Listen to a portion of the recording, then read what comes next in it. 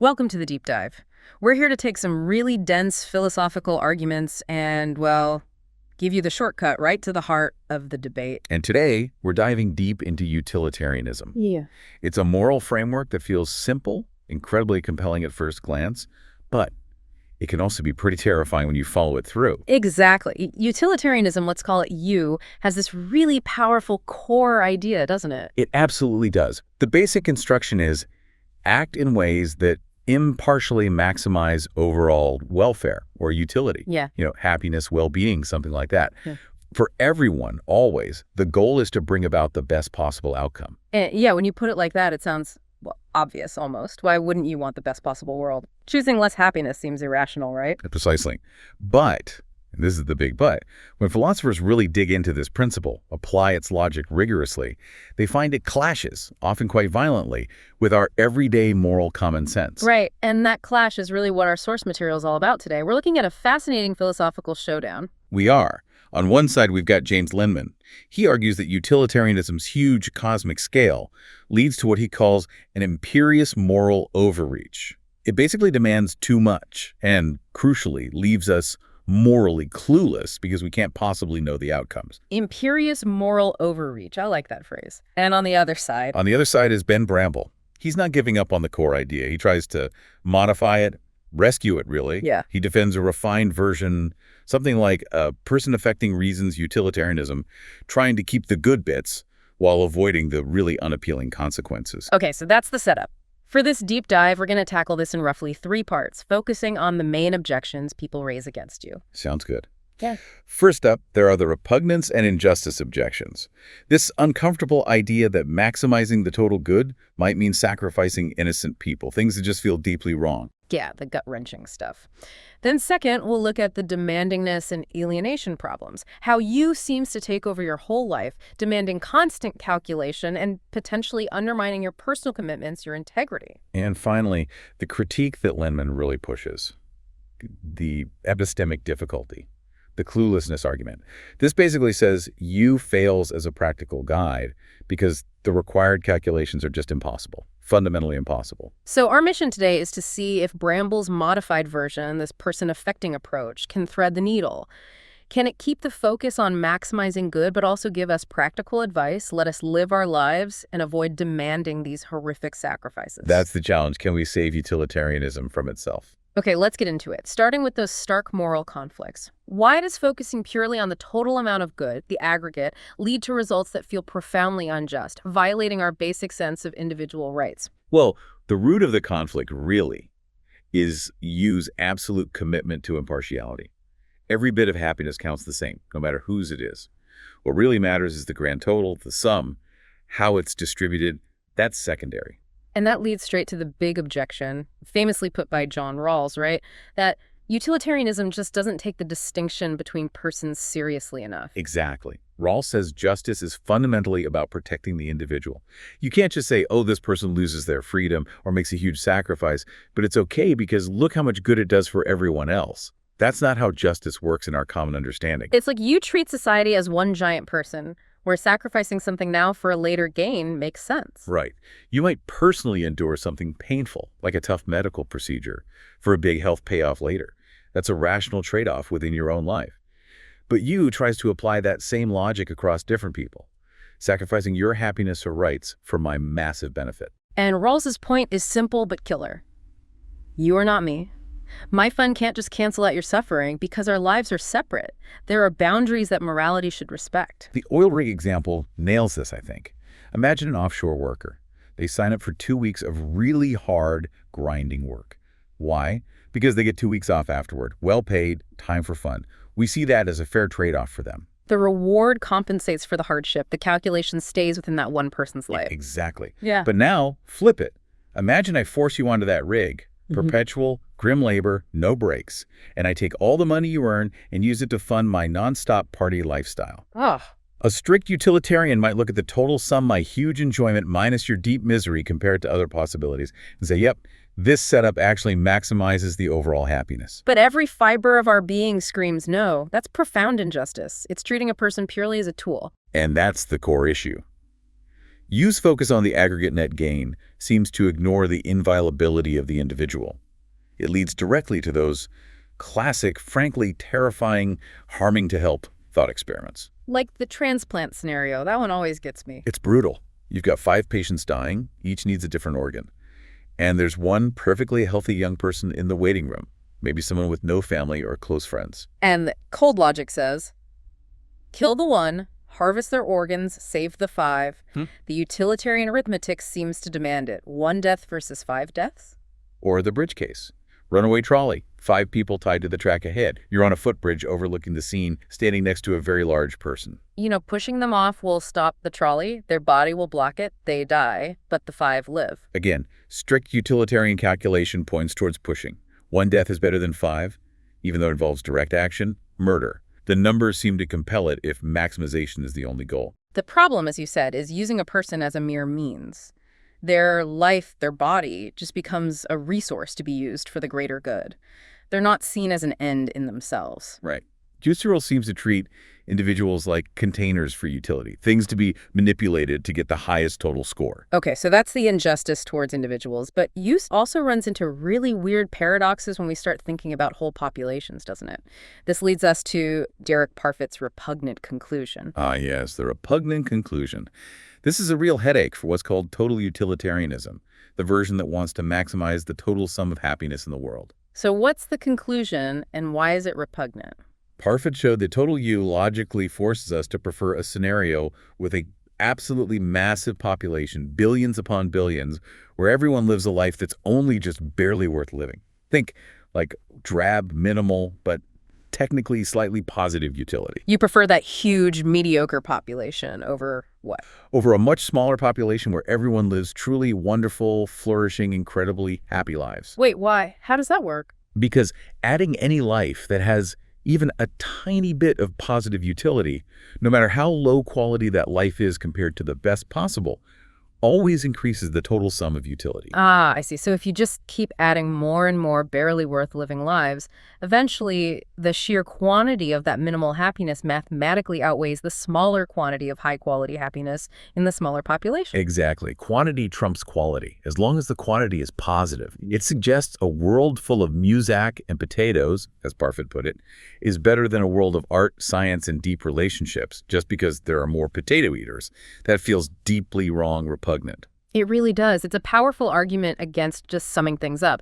And doesn't this maximization focus also lead to Nozick's utility monster idea? It does. Robert Nozick imagined this hypothetical being, the utility monster, who gets astronomically more pleasure or utility from any resource than anyone else does, like eating a cookie gives it 1,000,000 units of happiness while it only gives you 1. Well, if that monster existed, utilitarianism would seem to demand that we sacrifice everything to feed it. All resources, maybe even all other lives, should be channeled into this monster's maw, because that's the way to achieve the absolute highest total utility score. Which is obviously absurd and horrifying. So these extremes show big problems with total U. But people tried to fix it, right? What about average utilitarianism? Maximize the average happiness per person. That sounds better. It sounds better initially, yeah. Yeah. But it runs into its own set of absurdities. The classic example is the Adam and Eve scenario. Okay, what happens with Adam and Eve? Imagine Adam and Eve are the only 2 people, and they are incredibly blissfully happy. Let's say 99 out of 100 on the happiness scale. Living the dream. Totally. Now, they have the option to have children. These future descendants will also be happy, quite happy actually, say 90 out of 100. Still great lives. But not as happy as Adam and Eve themselves. Exactly. And because having these numerous, slightly less happy descendants would lower the overall average happiness from 99 down towards 90, average utilitarianism says it would be morally wrong for Adam and Eve to procreate. That's bizarre. It basically says don't create more happy people if they might drag down the average score. Pretty much. It seems completely counterintuitive. Yeah. So whether you go for total U or average U, you hit these really unacceptable moral or logical roadblocks. Which forces us to shift gears a bit. We've looked at external conflicts and justice, weird population outcomes. Now let's look at the demands U places on the person doing the acting, the problems of freedom, control, and personal integrity. Right. This is the demandingness objection. Critics say U imposes an imperial conception of morality. It wants to control every single aspect of your life. The classic example is the cinema problem, isn't it? It is. Simple scenario. You're thinking of spending, say, $20 on a movie ticket, but you know that $20 could be donated to a highly effective charity. Maybe save a child's life somewhere. Under standard utilitarianism, going to the cinema is morally wrong because you had an alternative action donating that would have produced vastly more utility. Precisely. Most other moral systems think deontological ethics based on duties or virtue ethics focused on character. They tend to set boundaries. Things you must not do, don't lie, steal, kill, and maybe some things you must do, keep promises, help those in dire need. But outside of that, there's usually a large area of moral freedom. Space where you can just live your life, pursue your interests, enjoy things, relax based on non-moral reasons. Utilitarianism seems to abolish that free space entirely, because it requires you always to choose the action that maximizes utility. Every single decision, what you eat, where you work, how you spend your free time, has to be constantly justified against all possible alternatives. Morality becomes completely pervasive, excessively demanding, maybe even exhausting. And that exhaustion feeds directly into the integrity objection, often associated with philosophers like Bernard Williams and Michael Stocker. This is the idea that you undermines who we are as people. It alienates us from our own lives. That's the core of it. Imagine you're a utilitarian. You have deep personal commitments, maybe your career, your partner's well-being, your kid's future, your passion projects. Yeah, seems to force you to view these things instrumentally. As just items on a cosmic balance sheet. Exactly. Your love for your child, your dedication to your job, these aren't allowed to be foundational, rock-solid motivations in themselves. They are merely preferences or projects that are currently permissible because they fit into the overall utility calculation. But they could become impermissible at any moment if the calculation changes. Right. The thought process required seems to be, I love my child, and pursuing their well-being currently seems utility maximizing, or at least permissible. But if circumstances change, if sacrificing their interests, or even my relationship with them, for some greater good somewhere else becomes the optimal path, then that's what morality demands I should do. That feels incredibly cold. It hollows out the commitment. Williams argued, it reduces the agent to a kind of utility conduit, just a channel for maximizing impersonal good, stripping away the deep personal motivations and projects that make up a recognizable human life and give it meaning. It creates a kind of alienation, doesn't it? A split between your natural feelings and projects and this overriding impersonal moral demand. Yes, a psychological split. Your personal reasons for acting, love, loyalty, passion, are sort of demoted, held hostage by the ultimate impersonal utilitarian reason. If your moral system forces you to think and feel like a detached calculator all the time, critics argue, there's something deeply wrong with that system. Okay, so we've seen the moral objections, injustice, repugnance, and the personal objections, demandingness, alienation. Those are already pretty damaging. But James Lenman and others argue there's an even more fundamental problem, an epistemic one, a knowledge problem. Right. This is the cluelessness argument, and it's potentially devastating for you as a practical theory. So what's the core idea? Why are we supposedly clueless? It stems directly from Yu's core requirement: maximize total consequences. If you're supposed to choose the action that produces the best outcome over the entire future history of the universe, then you need to be able to, well, calculate those total consequences. And the argument is, we can't. Not even close. Not even remotely close. We don't know the total consequences of any significant action. Lenman uses the example of the Peloponnesian War, fought in ancient Greece, 5th century BCE. Was that war ultimately a good thing or a bad thing for overall utility across all of history? I mean, it was horrific for the people living through it. Mass death, destruction, plague. Absolutely horrific at the time. But think about the ripples. Its impact on the development of democracy, or its failures, on military strategy, on Thucydides writing his history, which shaped Western thought, on philosophy, art, culture. The downstream effects are absolutely colossal and complex. There's no way to add it all up. How could you compare the world with that war to a hypothetical world without it across millennia? You simply can't. The time scale is too vast. The causal chains are too tangled and unpredictable. Lenman's point is the score never comes in. We never get the final tally. So if you demands we base our actions on this unknowable final score, then you, when you apply it rigorously to the real complex world, not the simplified toy examples philosophers use where consequences just stop after a few steps, tells us precisely nothing about what we should actually do. We can't use it as a practical guide if we can't perform the necessary calculation. It's like being told to navigate using a map of the entire universe, but the map is blank. A very good analogy. And the problem gets even worse, exponentially worse, when you factor in what philosophers call identity-affecting actions. Okay, what are those? These are actions that change which specific people come into existence in the future. The world is incredibly intricate. Tiny changes can have huge effects down the line, chaos theory, the butterfly effect, all that. And the future is just unimaginably long. So even small things we do now. Even incredibly small things. Deciding when to conceive a child or even just stopping at a red light versus running it slightly late can alter the exact sperm-egg combination, meaning a different person is born later. Many, many actions ripple outwards to affect who exists generations down the line. And why is that such a problem for you? Because the consequences of changing who exists are astronomically huge and unpredictable. The source material uses the starkest possible example, Hans and Martha's lovemaking. Okay. Just an ordinary personal act of procreation. But hypothetically, that specific act at that specific time might be causally upstream through a long chain of events of the birth of someone like Adolf Hitler. Wow. So that act could be seen as a remote cause of the Holocaust. From a purely causal perspective, potentially yes. The downstream consequences, positive and negative, of that single identity-affecting act completely dwarf any immediate good or bad feeling Hans and Martha have experienced.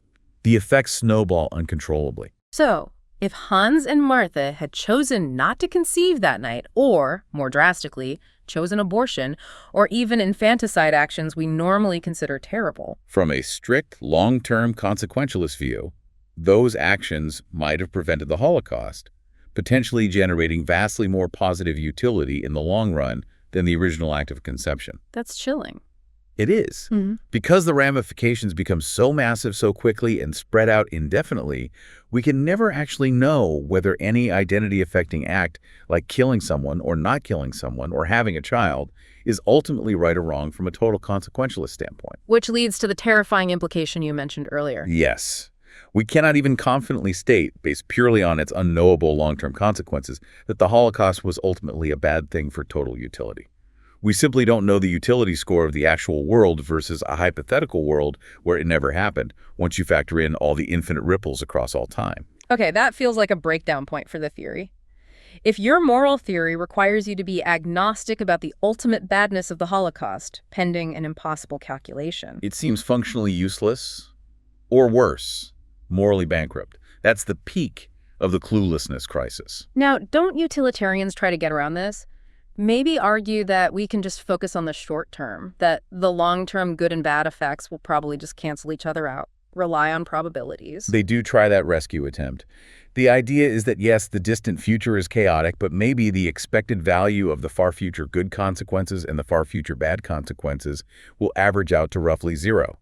So we only need to worry about the foreseeable short to medium term effects when deciding what to do. That sounds plausible, maybe, like ripples fading out? It sounds plausible, but Lenman argues it's based on a massive, unjustified assumption.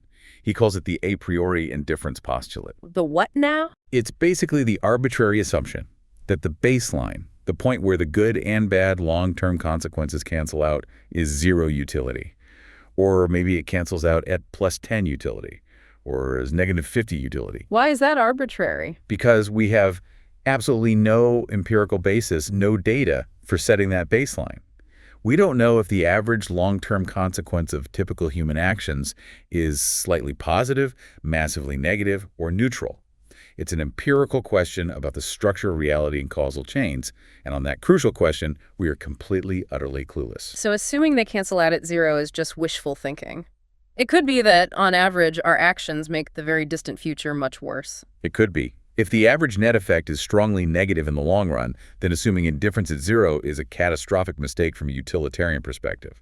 You'd be consistently choosing actions that seem good now but are actually disastrous later. What about statistics? Things like the law of large numbers, the central limit theorem, don't they suggest things average out eventually? People sometimes bring those up, but they don't really help here. Those statistical concepts only work if you know something about the underlying probability distribution of the outcomes you're averaging.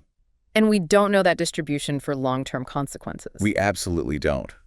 Worse, our actions, especially the big identity-affecting ones or major social changes, don't just affect the immediate weather, the short-term ripples. They can fundamentally change the climate, the long-term systemic patterns that determine the probabilities of future outcomes themselves. Ah, so we're not just rolling dice with known odds. We're changing the dice themselves in unpredictable ways. Exactly. We can't assume the snowballing consequences of identity-affecting actions will just neatly cancel out into some predictable average that lets us ignore them. The system is too chaotic, too self-altering.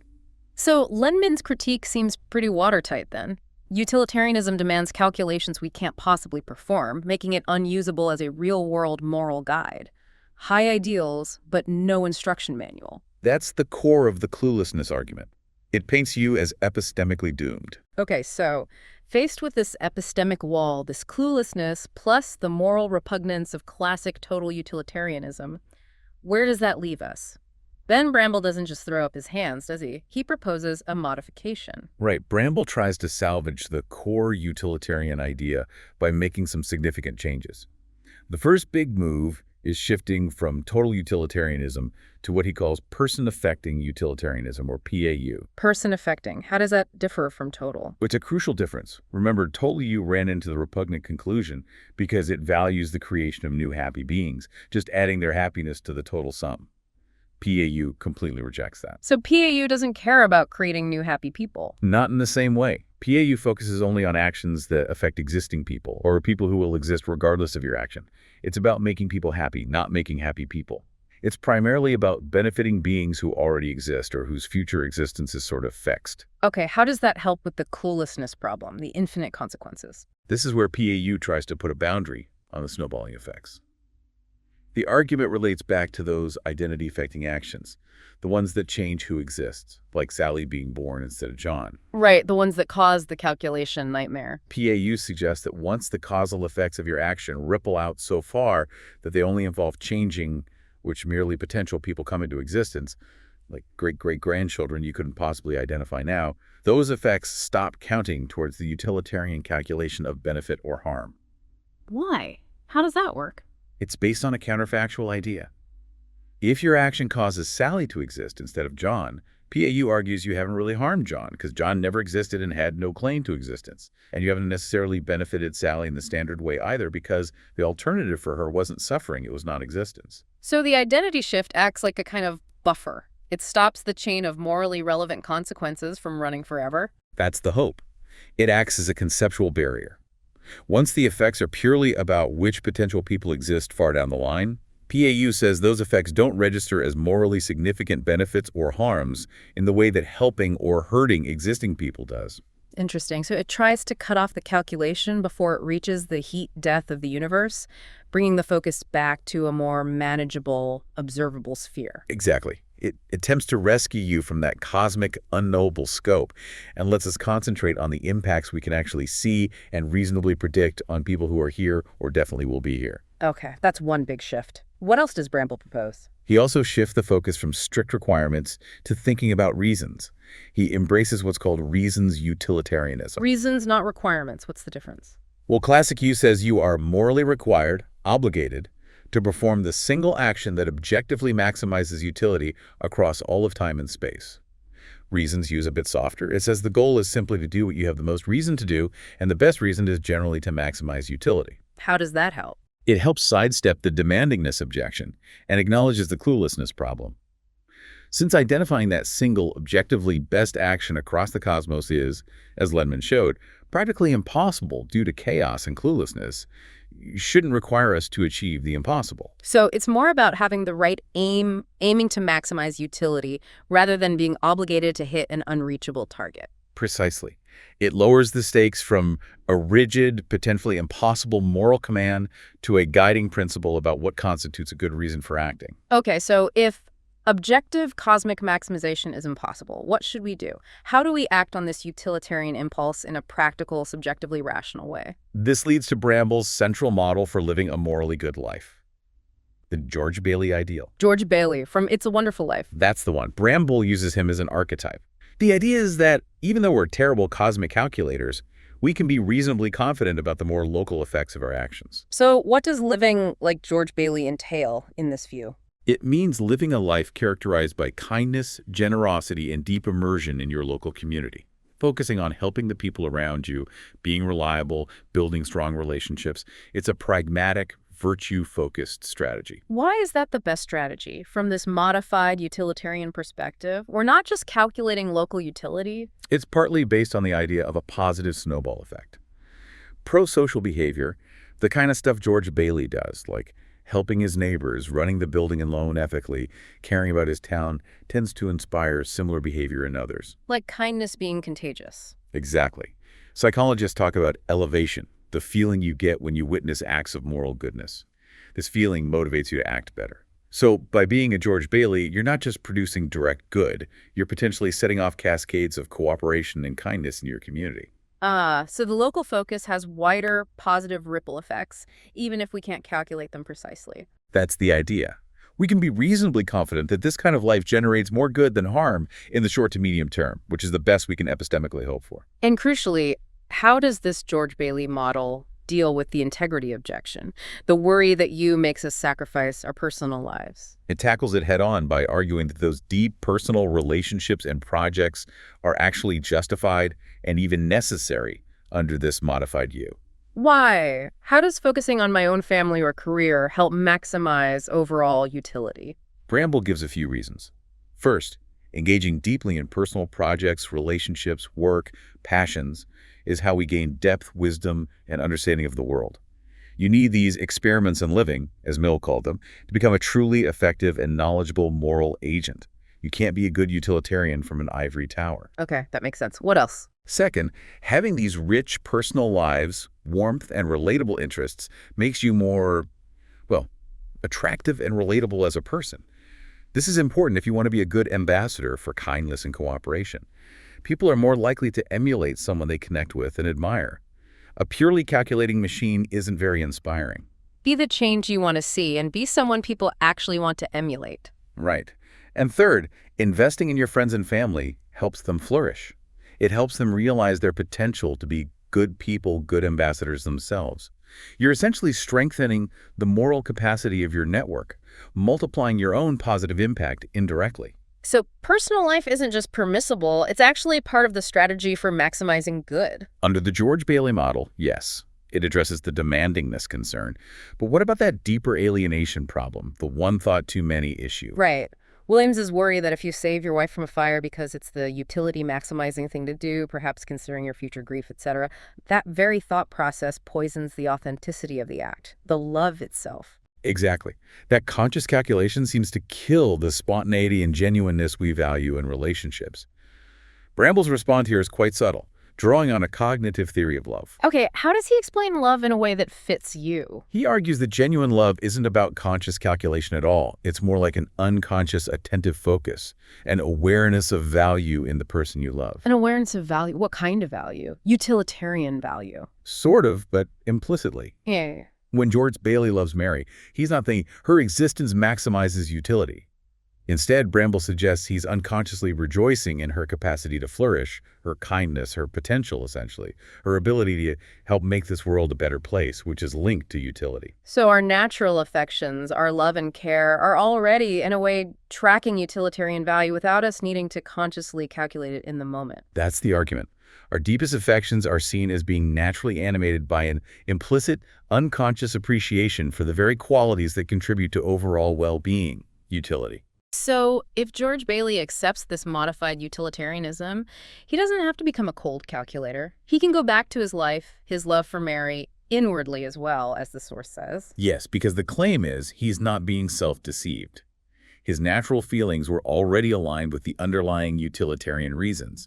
His love isn't just a means to utility, it's an unconscious celebration of the utility-relevant value he perceives in her.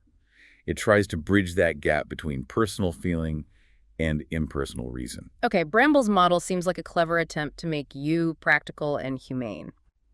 But Lenman's critique, especially the cluelessness part, pushes us towards even deeper, more foundational questions, doesn't it? It really does.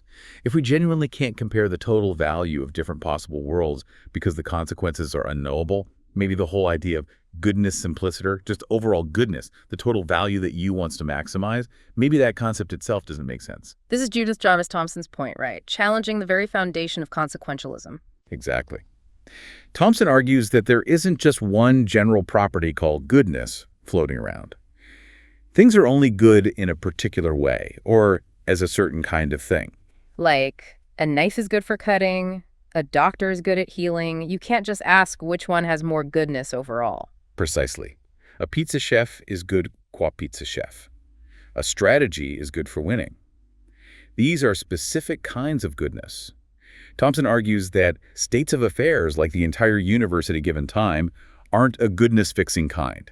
They don't have a function or purpose relative to which we can judge their overall goodness. So the very idea of maximizing the total value of the universe might be incoherent, like trying to calculate the average mood of all the rocks on Earth. It throws the whole project into question at a fundamental level. If there's no single thing called overall goodness to maximize, then utilitarianism's core directive might be based on a conceptual mistake. So where does that leave evaluation if we can't use this cosmic impartial yardstick? Well, Lenman suggests bringing it back down to earth, back to human sensibility.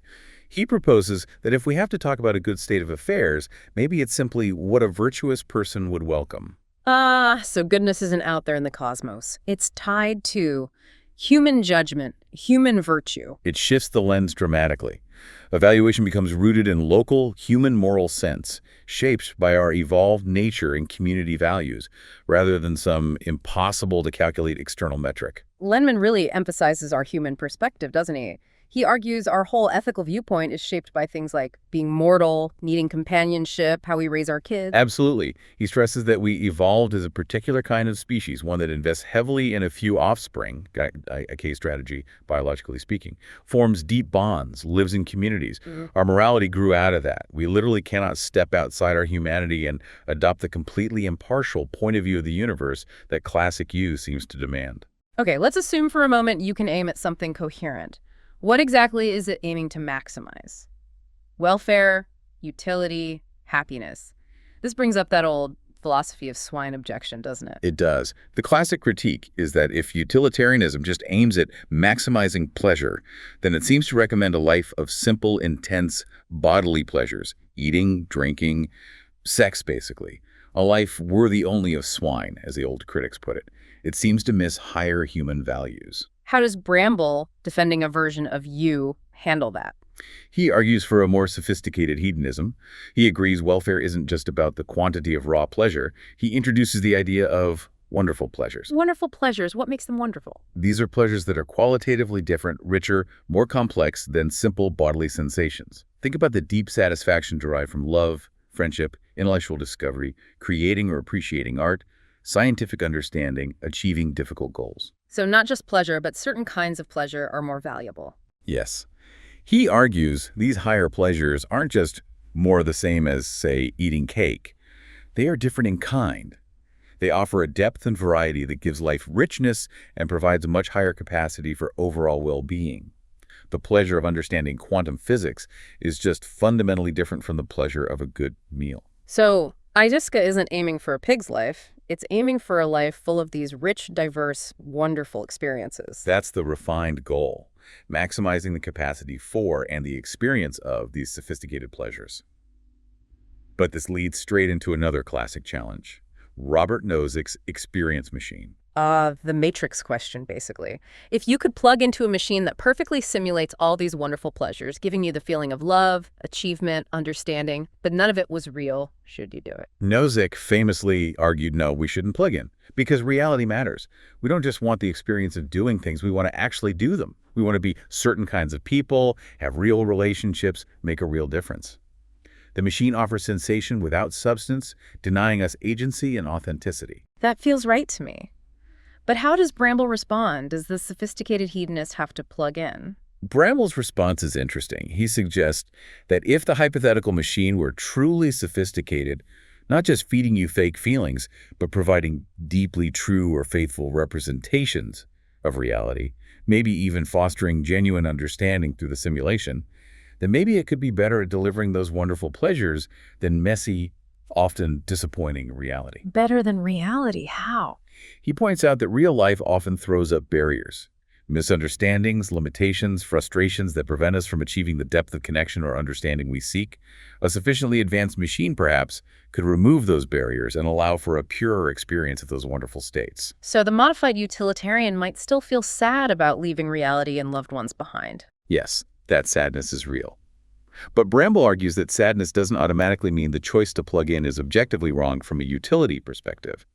If the machine flawlessly delivers a vastly greater amount of sophisticated, true-feeling, wonderful pleasure, and maybe even allows for genuine choice and identity within the simulation, it might still be the rational choice, according to this refined view. It's a challenging thought. It really is. Okay, this whole discussion about goals and reality brings us to a final big clash. The idea of moral imperialism versus humility. Right. If the goal is to maximize utility, and nature itself seems inefficient or even cruel from a utility standpoint, does that give us the right or even the duty to reshape everything? This is where some long-termist utilitarian thinking goes towards transhumanism, isn't it? The idea of replacing messy, suffering-prone organic life with something more efficient, like synthetic minds. Lenman's sarcastic digital Dickie. Exactly. That kind of grand, universe-spanning ambition can stem from a core utilitarian idea, articulated by John Stuart Mill himself, that our duty is to amend the course of nature. Nature is seen as morally indifferent, wasteful, full of suffering. Think predator-prey dynamics. If we can improve upon it, shouldn't we? Why cherish this flawed biological inheritance? Lenman sees this as incredibly arrogant, right? He sees it as dangerous moral hubris, an imperial instinct. He argues it shows a profound lack of respect for evolved organic nature, including our own human nature. We are products of nature. We can't just stand apart from it, adopt this point of view of the universe, and judge it as if we were detached gods planning a redesign. So what's the alternative stance? Humility. Yes. Yes. Lenman argues the appropriate response to the natural world, including things like wilderness and endangered species, isn't necessarily to control or improve it based on some abstract calculation. It's often to protect and cherish it, to let it be. An attitude of acceptance and appreciation rooted in recognizing our own place within nature, not above it. He contrasts this with a utilitarian who might look at wild animal suffering and calculate that maybe the average wild animal life is net negative in utility. And therefore conclude that, tragically, causing the extinction of certain species or habitats might actually be a net good from a purely utilitarian standpoint because it reduces total suffering. Which feels horrific. Lenman uses that potential horror to push back. He suggests any moral theory that can't immediately recognize something like ongoing mass extinction or habitat destruction as a profound moral loss. A loss we feel instinctively must be flawed. Our moral compass, he argues, is fundamentally terrestrial, calibrated by our life here on Earth. And this humility seems really relevant to current issues like climate change. Immensely relevant. Lenman argues our duty regarding climate change isn't some impossible cosmic calculation about whether human extinction might be a good thing for the universe in 10 million years. No, it feels much more immediate and local than that. It's a local terrestrial responsibility. It's about our great-grandchildren, about the kind of world we leave for the next generations of humans and other beings on this planet. We're basically trying to manage our terrestrial estate, as he puts it, so our immediate descendants aren't intolerably burdened. It's like tending a very large garden or managing a huge village, but it's still fundamentally our village, our garden. Exactly. The sphere of our realistic moral responsibility, Lenman insists, has to align with the sphere of our possible knowledge and effective action. It can't be based on cosmic guesswork. Hashtag Tax and Tower 1. Outro and final reflections. Wow. Okay, so this deep dive into utilitarianism really lays out two potential paths forward once we acknowledge we just don't have perfect moral knowledge, especially about the distant future. It seems so. The first path, maybe closer to Lenman's conclusion, is that if we stick rigidly to the original demand for universal impartial maximization, the cluelessness problem basically paralyzes us. The grand project fails because we can't do the math, leaving us morally adrift, or perhaps needing a completely different kind of ethics. And the second path? The second path is Bramble's attempt at rescue, the pragmatic retreat. Modify you into something like person-affecting reasons utilitarianism. give up on cosmic calculation, and instead focus on being a virtuous, kind, locally focused George Bailey. Where you can be reasonably confident you're doing more good than harm, using kindness as a practical strategy that hopefully snowballs, sidestepping the impossible calculations, but still ultimately motivated by the desire to make things better. Exactly. It tries to offer a practical guide that aligns better with our moral intuitions, justifying things like love, justice for individuals, and personal projects, rather than demanding we sacrifice them on the altar of an unknowable total good.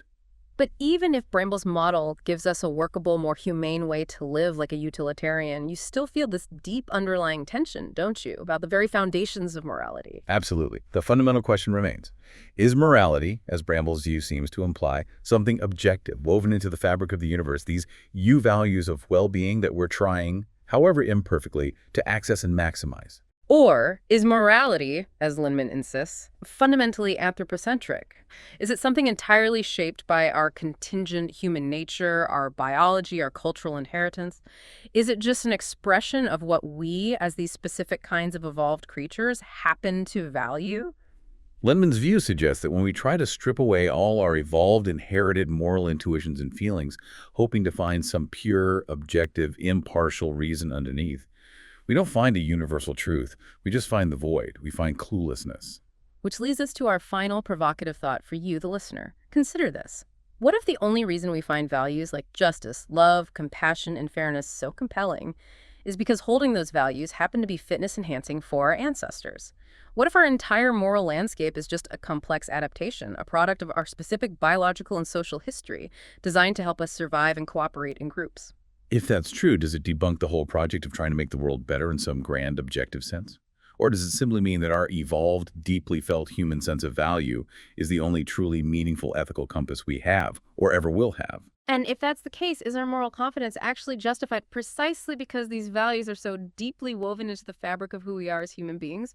What does that possibility do to your own sense of moral confidence when facing difficult ethical choices? Something to reflect on.